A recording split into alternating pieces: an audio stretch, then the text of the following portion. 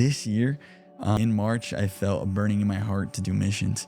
And that's when I said yes to the Lord. And it was crazy because it was in a span of 2 weeks. Oh, man. Yeah. When I tell you I did not want to go, it was literally on the word of the Lord. Can you talk about where you went or no? Yeah, for sure. Yeah.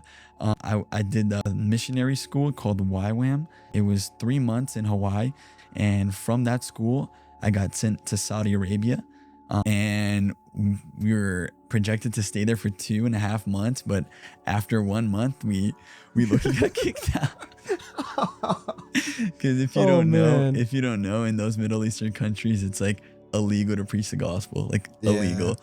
So it was pretty. They weren't having it. They were just like, no, we're not having it. We got caught in the mall.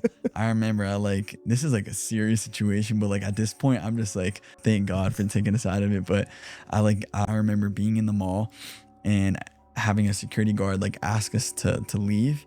And it was just me and another buddy of mine. And we walk outside the mall and it was 10 of us, right? Yeah. I walk outside the mall, but at the time it was just me and my friend, my one other buddy. And I look outside and my whole team is against the wall, bro. What? Literally 4 cop cars and like 10 cops with guns. And I'm just like asking, I was like, Lord, forgive me for everything that I did today. This is it, Lord. I'm so sorry.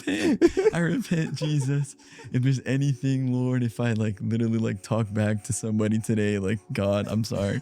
But yeah. And then they just kind of and that was like towards the end of our trip in Saudi. Yeah. We were supposed to stay there for 2.5 months, but after a month being there, that happened. They asked for all of our passports and all of that. And I see. after like almost an hour or so, they did let us go. Yeah. But they let us go so they could follow us to see where we would route it from, right? Oh, but we were smart enough to not go back to like a missionary base or anything like that. So we just went back to hotels and pretended to be tourists. But after that, we just asked the Lord and we were like, okay, God, we're down to stay, we're down to fight, we're down to do whatever we can to share the gospel for the people that need to hear it, right? Of course. But if we feel like the season of our trip here is done, like we want to obey that too.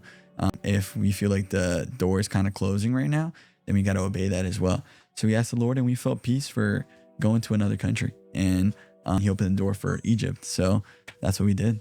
Oh man. Yeah. So then you guys went from there in Saudi Arabia to Egypt? Yes, to Egypt. Oh snap. So good. Dude, yeah. How, and then like, I mean, the little that I know, it's beautiful out there in Egypt. Bro. So was that a better trip? Because yeah. So like they're both Middle Eastern countries. Most of it is still ran by like Islamic culture, but Saudi Arabia is like the root of Islam. So it was literally like we were in the presence of like the root of Islamic culture. So it was way more strict there. Like really? Religion in like Saudi Arabia. Yeah. So there was no room for ministry. Every type of ministry we did was very secretive, was very like hidden. And if we even talked about Jesus or the gospel, it would have to be like through discernment and through like, we would have to feel like safe with the person. Oh, I see. Because they're the punishment for you spreading the gospel or preaching the gospel is either like minimum like you get deported, or you get imprisoned or executed. Oh snap. Right? And then if you're a local and like you accept Jesus or you convert, same thing, like life sentence or like execution. So everybody that we would like talk to, we would understand the weight of that. Like this person is listening to the gospel right now. They're listening to the stories of Jesus, and we're putting our lives at risk and their lives at risk. So it gave us a hope. You know I gotta keep the faith flowing all the time, like a river of mercy. It's a love divine. Hold on to his word, let the truth align, helping others find Jesus one soul at a time.